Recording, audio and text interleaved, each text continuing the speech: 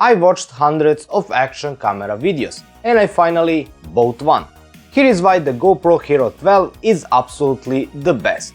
With many different competitors like DJI Action, DJI Pocket and Insta360, GoPro is the most versatile one.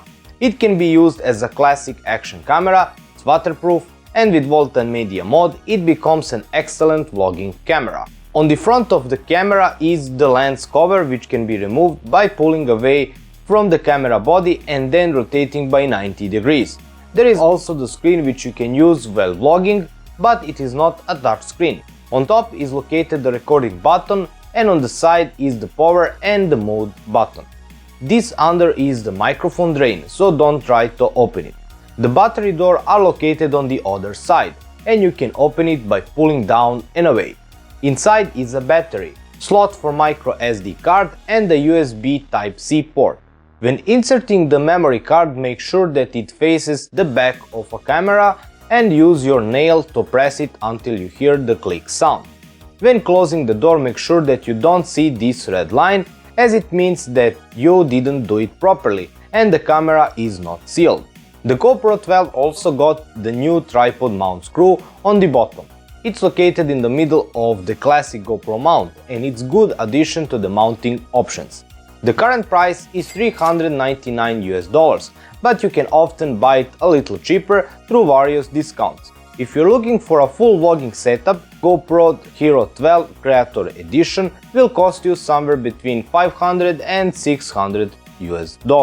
Beside the camera, in the box are included USB Type-C cable, adhesive mount, mount screw, buckle, enduro battery and manual. Before you can start using the camera, you will need to update it. To do that, you must download the Quick app on your phone and it will automatically connect to your camera and start updating. The first thing I want to talk about is the battery life. GoPro claims 70 minutes of recording time at 5.3K 60 FPS. And through my testing, I was able to replicate this almost to the minute. One of the issues with the previous model was overheating, and this was my biggest concern before buying the GoPro 12. You need to understand that action cameras are very compact, with tiny electronics inside that generate heat, and there is also a discharging battery. The overheating problem only manifests when the camera is stationary and recording constantly for more than 20 minutes. And here I mean recording one very long video without a cut, while being in a room or a car. In any other scenario, the air moving around the camera is enough to cool it down. It's also worth mentioning that lowering the resolution or frame rate can improve recording duration even if the camera is stationary. In my test, the GoPro 12 was running for 55 minutes in 4K 60 frames, which is around 60% longer than the GoPro 11. If you want to extend this even more, you should use it without the internal battery. Remove the battery and connect the camera to an external power bank or Volta stick, because this will help a lot. The battery that comes with GoPro is 1720 mAh and is backward compatible with the previous models. GoPro also removed the GPS from the Model 12 and there are 3 reasons for that. The very small number of people who were actually using it, the improvement in battery runtime and the reduced chance of overheating as I mentioned earlier. The quality of the GoPro 12 is similar to the previous model. The maximum resolution is 5.3K 60 frames per second and the 4K 120 frames per second.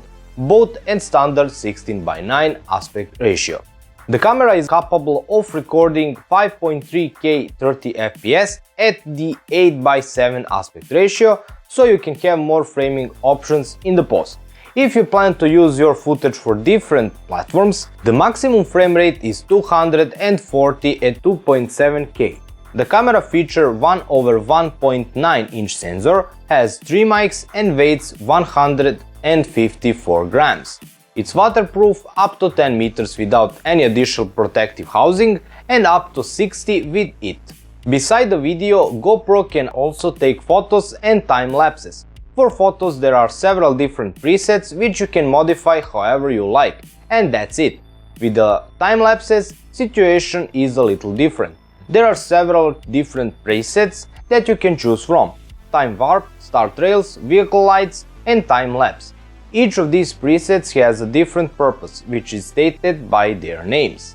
GoPro has the ability to pair with the Bluetooth headphones. That way you can hear the beeps from the camera, record the audio from the headphone mics, and issue voice commands. The audio quality will highly depend on the quality of your headphones. But the good thing is that GoPro records the audio on separate channels, so in the post-production you can choose to combine them however you want. The one complaint that I have is the lack of ability to connect with any other type of wireless microphones, such as Rode Wireless Go, DJI or Boya. GoPro 12 also increases the number of paired Bluetooth devices, so you can connect both the stick, remote and quick up, all at the same time. The camera features 3 mics and the sound quality is okay. Here are some samples from different environments. This is a microphone test of the GoPro's internal microphone with wind protection turned off, and this is how it sounds. This is a microphone test of the GoPro's internal microphone with wind reduction turned on, and this is how it sounds. This is a microphone test of the GoPro with the media mode, without windscreen and with the wind reduction option turned off, and this is how it sounds. This is a microphone test of the GoPro with the media mode, without windscreen and with wind reduction option turned on, and this is how it sounds. This is a microphone test of the GoPro with media mode and windscreen and wind reduction option turned off, and this is how it sounds. This is a microphone test of the GoPro with media mode with windscreen and wind reduction option turned on, and this is how it sounds. This is a microphone test of the GoPro with the media mode, with windscreen and with both front and back microphones turned on, and this is how it sounds. This is a microphone test of the GoPro with media mode, with windscreen and with both front and back microphones turned on, and with wind reduction option turned on, and this is how it sounds. This is a microphone test of the GoPro with this lavalier microphone, and this is how it sounds. This is a microphone test of the GoPro with a shotgun microphone Rode VideoMic Go 2, and this is how it sounds. This is a microphone test of the GoPro with the Boya wireless microphone, and this is how it sounds. The main advantage of this setup is that you can get very far away from the camera and still have a good sound. The external mic can also be connected to the camera, but for that you will need to buy media mod that has 3.5mm jack. Here I want to mention my biggest problem with this camera. In my setup I want to use GoPro with media mode and a wireless mic such as Rode Wireless Go. I really want the ability to simultaneously record audio from both the input jack and the internal mic on separate channels, allowing me to mix them in post as needed. For now the only solution is to use an additional mic and connect it to the existing setup using a TRS splitter cable, which combines 2 mono signals into 1 stereo signal.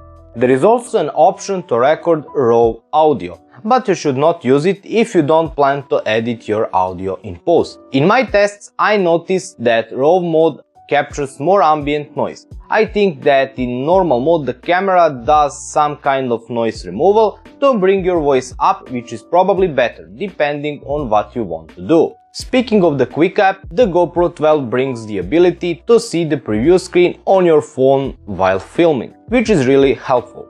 You can also change the camera settings or even find your lost camera.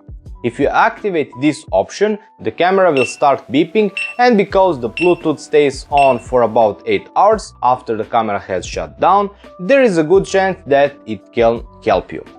The app can also be used for extracting still images, watching videos, or backing them up. Finally, in the last update, GoPro added the ability to rename your custom presets. To do it, update your Quick app and then the camera. The stabilization on GoPro 12 is very good. The menu settings are, in my opinion, better than in the GoPro 11, and there are some changes with the Hypersmooth 6.0. You can turn the stabilization on or off or choose the Auto Boost option.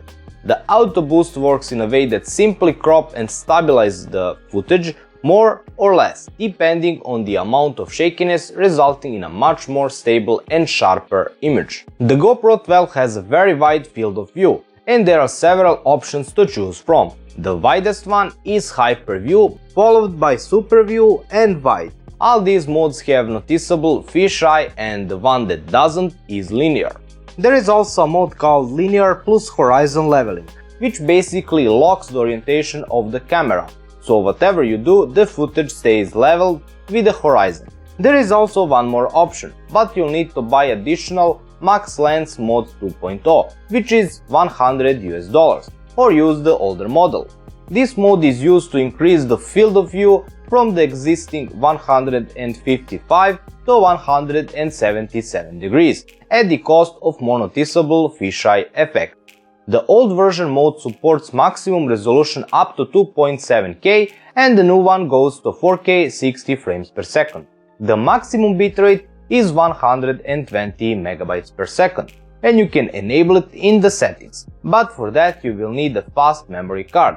As the memory cards are now very cheap, I highly recommend buying the V30 or any other faster card. Otherwise, you will have to stick with a normal bitrate. Speaking of size, if you plan to record at 5.3K 60 FPS at maximum bitrate, you will need around 55 GB per hour. Here is the official chart that shows recording times for many different settings on a 128 GB SD card. When buying memory cards, choose a recognizable brand and avoid any suspicious sites that may sell fake cards. The maximum size of a card that the camera accepts is 1 TB. The low light performance is not very good, but that is expected from any small sensor camera. For the best results you will need to lower the frame rate and shutter speed, and also increase the ISO. For watching on a small screen the quality is acceptable, but for anything bigger like a TV or a computer monitor the noise is quite noticeable. The camera has 3 color profiles: Standard, HDR and LOG. The HDR color profile brings out more dynamic range in the image, which is especially noticeable in the sky. This simply means that the image has more variations in the light levels. GoPro now has the LOG color profile for power users, which enables more color grading control in the post. This profile retains more dynamic range information through a video, but you should not use it if you don't plan to color grade your footage in post. GoPro also says that you should not use it in dark environments. In my usage scenarios, I will only use the standard profile with a 10-bit option enabled, because the last 2 profiles limit some other options, and the results are not worth the hassle.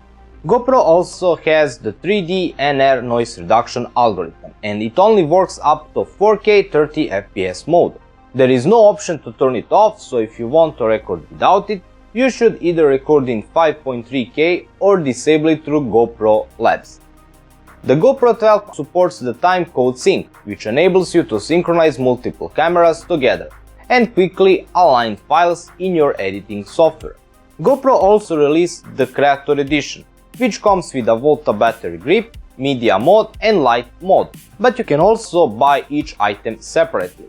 The media mode is used as a cage for your camera, and it enables you to mount external mic, light or any other accessory on a GoPro.